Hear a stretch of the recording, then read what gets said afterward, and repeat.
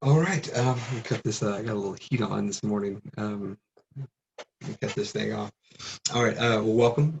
My name is Justin. You have come to the second part of this week's Tiny Desk Devotions. I'm Justin, pastor of United Church here in Lincoln, and Tiny Desk Devotion, what you're watching now, is something that started back in the early days of the pandemic, and it was a way of us to kind of reach out. And so we have been constantly, I say we, I say I've been constantly adjusting this thing as to we first started out with 5 days, then we went down to like four, then we might have went through things for three, and now we're at two.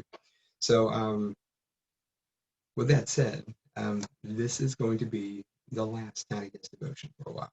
Um, I do think we have returned to a state where we are having encounters with people. We've been through the grocery store or around our communities. We're seeing people more. Tiny Desk was really done for the purpose of making that connection any way that we could when we went and couldn't see a lot of people. And some of that has been alleviated to a certain extent. We're not back to January 2020, but we're certainly not in February or March of 2020 either. So um, I have said it myself in the last few weeks to people in groups who are doing like Zoom meetings, like, you want to come on this one and that, just kind of hit that ceiling.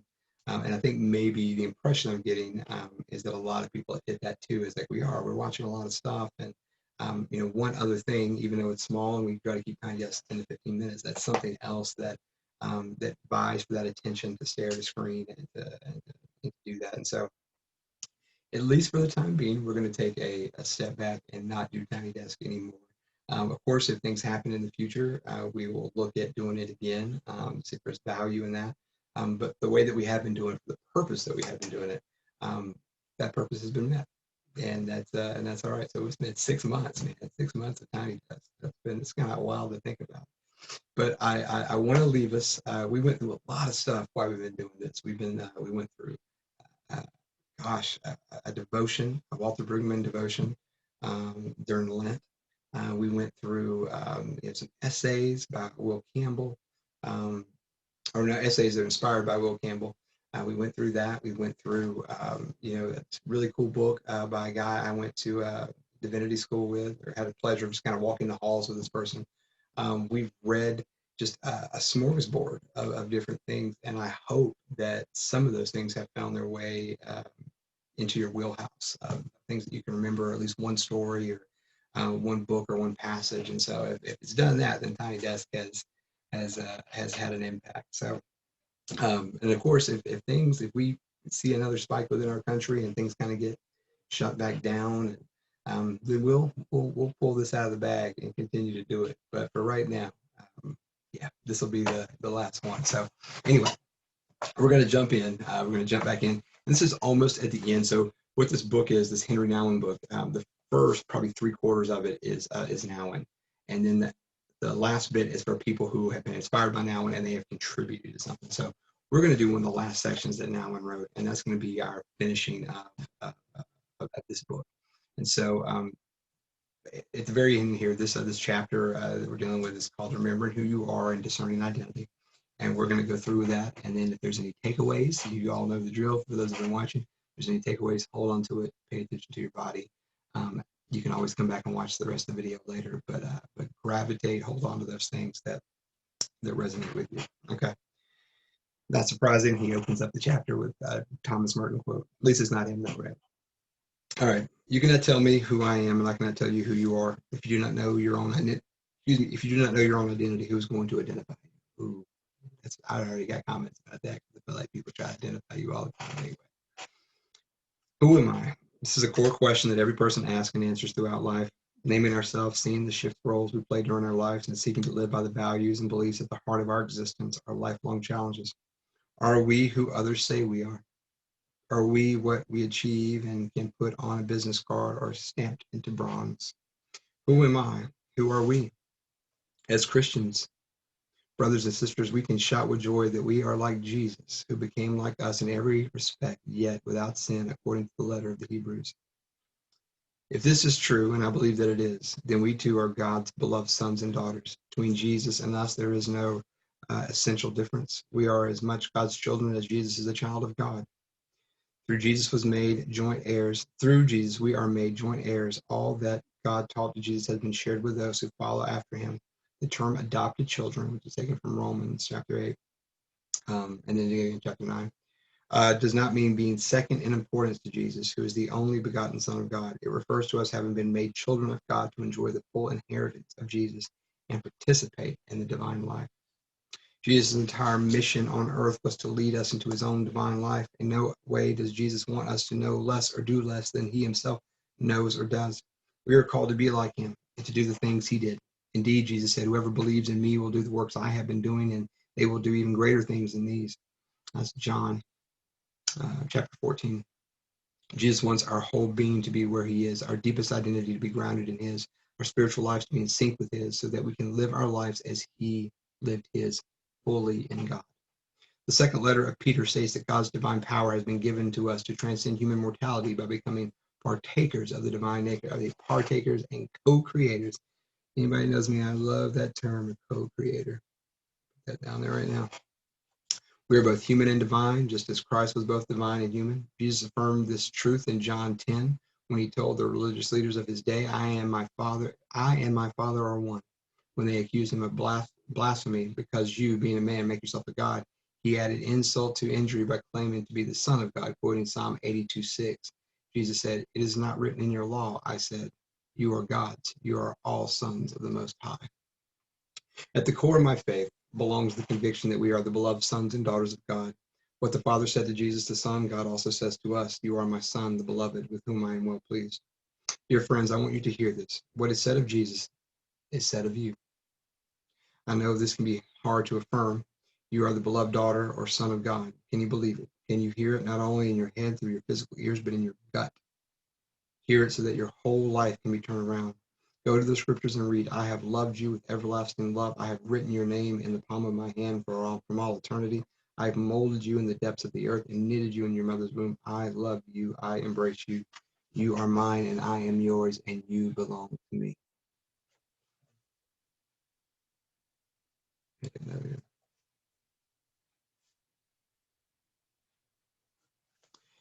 You have to hear this, because if you can hear this divine voice speak to you from all eternity, then your life will become more and more the life of the beloved, because that is who you are.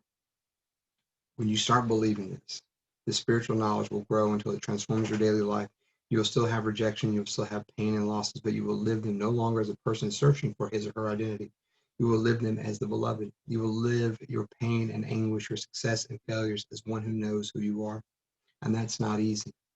Most of us constantly fail to claim the truth of who we truly are. All right. Claiming our belovedness. This will be our last part. Not long after I arrived as a priest at the L'Arche Daybreak community, I had a powerful experience of offering the blessing of the belovedness to another. Shortly before I started a prayer service, Janet, a member of our community, said to me, Henry, can you give me a blessing? I responded in a somewhat automatic way by tracing with my thumb the sign of the cross on her forehead. No, that doesn't work, she says. I want a real blessing. I suddenly became aware of the inadequacy of my response and said, oh, I am sorry. Let me give you a real blessing when we were all together for a prayer service. She nodded with a smile, and I realized that something special was required of me. Underline that too. After the service, when about 30 people were sitting on the floor, I said, Janet has asked for a special blessing. She feels the need that now. Janet stood up and walked towards me. I stood up and opened my arms to welcome Janet as she walked up and laid her head on my chest. Putting my hands on her shoulder, the sleeves of my robe enveloped her. I looked at her and said, Janet, I want you to know that you are God's beloved daughter. You are precious in God's eyes. Your beautiful smile, your kindness to the people in your house, and all the good things you do show us what a beautiful human being you are. I know you feel a little low these days, and that there is some sadness in your heart, but I want you to remember who you are, a very special person, deeply loved by God, and all the people who are here with you. As I said these words, Janet raised her head and looked at me, and she smiled and said, thank you, Henry. That's so much better than the first one. The blessings we give each other are expressions of the blessings that rest on us from all eternity. It is the ultimate compliment, the deepest affirmation of our true identity in God. The truth is that God loved us before we were born, and we will love us still after we have died. God molded us into the depths of the earth. God knitted us together in our mother's womb. God has inscribed on the palm of his hand. Every hair on our heads is numbered and counted by God. We are held by God in an everlasting embrace. We belong to God from eternity to eternity. Indeed, we are God's daughters and sons. As beloved children, our core identity is secure in the memory of God. Whether we do anything worthwhile, prove anything important, or give anything of value, God still loves us unconditionally. It is a strong, vital, and active fatherly and motherly kind of love that holds us safe and affirms our worth wherever we go and whatever we do. Our first and most important spiritual task is to claim God's unconditional love for ourselves, to remember who we truly are in the memory of God. Whether we feel it or not, whether we comprehend it or not, we can have spiritual knowledge in the heart, a deep assurance that passes understanding that we are God's beloved. This is not an easy identity to claim because to deserve being loved, our society requires us to be successful or popular or powerful. But God does not require our success, popularity, or power in order to love us. Once we discern our identity and accept God's unconditional love, we are free to live in the world without being owned by the world. That's a great sentence too. Go back and underline that one. That's a good one. That's a good one. We can forgive those who hurt or disappoint us without letting bitterness, jealousy, or resentment enter our hearts. The most beautiful fruit of claiming your belovedness is a joy that is a joy that allows us to share God's unconditional love with others. Strange as it may sound, we can become like God for others. From the moment we claim the truth of being the beloved, we are faced with the call to become who we are, becoming the beloved, remembering who we are and the greatest blessing in our lives. In Latin, to bless is benedicere, which means speaking dictio, well bene, or saying good things of someone. I need to hear good things said of me, and I know you have the same need. I need to I need to learn to speak well of the work of God is doing in my life and yours, not with self-congratulation, but with humble awareness of divine activity. To give someone a blessing is the most significant affirmation we can offer. It is more than a phrase of appreciation. It is more than praising another's gifts or deeds. To give a blessing is to affirm another's core identity, to say yes to a person's belovedness. Claiming our belovedness does not come easily for many of us. There are competing voices we hear.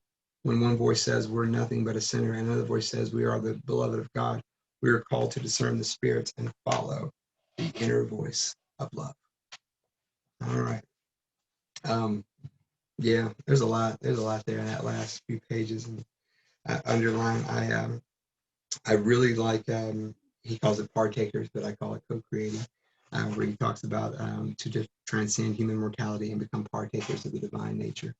I like that. Now he makes some pretty bold claims, and is using scripture to back up those claims, and saying that because we have been adopted, that we are part of, we are seen as Jesus, just like Jesus, the child of God, and it's pretty powerful. And some people will have problems with that, or people do have problems with that. I think of a lot of Calvinists that would have problems with that. So anyway. Yeah, so I really like all that, and then I like this claiming our belovedness. I love this example he gives this woman Janet at the L'Arche community, and she says, "Don't just give me that go-to blessing. Yeah, don't just do the little cross on my forehead," which is nice. And that is not Janet. Just at that moment, there was something between these two people and this community they were part of that Janet was like, "That's not what I'm looking for. I need it. I need another kind of blessing." And the words he shares with her are very moving. I really like it, and apparently Janet liked them too. I think that's pretty powerful. I love the description of God's unconditional love. We are free to live in the world without being owned by the world. And I think you hear that a lot too. It's like as Christians, and that's why I think a lot of people push back against this idea of Christians having the ability to impact social change. And we hear stuff about social justice, and I don't want to. It is political because of things and the ramifications which come from those actions. But what we as Christians are seeking is to call out perverse justice and to speak up when we encounter injustice. And we have to be very careful that we don't remove ourselves entirely from the world. We just don't let the world own us. And when we talk about world, we're talking about systems. We're not talking about like, well, the world is bad. That means the river's bad and the trees are bad. Like, that's creation. Creation is good. But the world and the things that kind of dictate who's in, who's out, who has worth, who doesn't, who gets to rise, who gets to fall. No, we don't want to be owned by that. So I like his identifier and setting that apart. And I love this idea of claiming belovedness. We have to claim it. We have to claim it for ourselves. We have to claim it for others. And yeah, I was thinking recently, when someone comments on something, social media, maybe you put up something and someone dislikes what you write or dislikes what you say or share, and that happens. I mean, there's some uh, uh,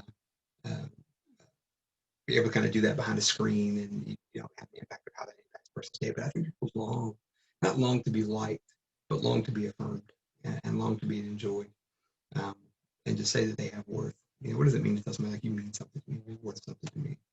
Um, I think we have to do that. We have to do that to ourselves in some ways.